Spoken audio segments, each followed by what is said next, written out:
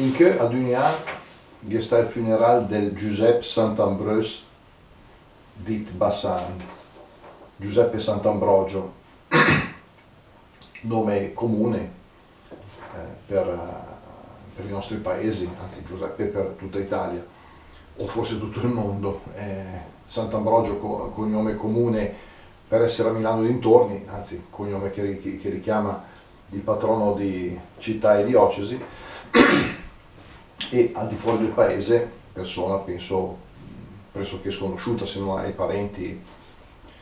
Ecco, però è stata una persona importante nella sua semplicità, nella sua normalità di uomo che è arrivato ai 90 anni, l'era coscritto del mio papà, quindi questa cosa importante per me, era della stessa leva, come si suol dire. Mio padre è mancato ormai 9 anni fa, però erano molto amici, e il Giuseppe poi parte di questa famiglia di Sant'Ambrogio, famiglia patriarcale, con tanti rami per così dire, e con questo soprannome, con questo Bassano che si richiamava nel nome proprio di alcuni della famiglia, che poi caratterizzava un po' anche questa famiglia, no? Che molto spesso dei ceppi familiari sono riconosciuti con un soprannome che richiama un nome, magari un capostipite, come capita in tutti i paesi.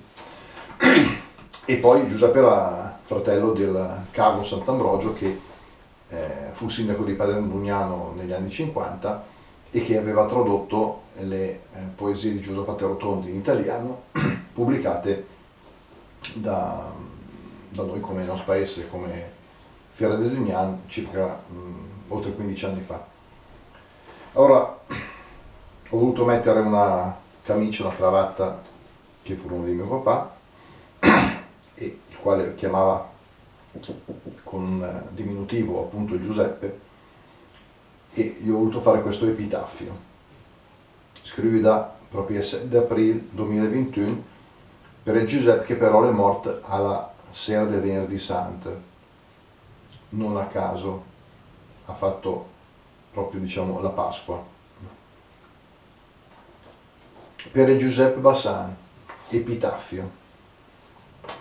Ho messo su camisa e anche cravatta del mere giù, come ti de Dunian doc, della punta del nas alla patta, e del 30 metì, Giuseppe Bassan.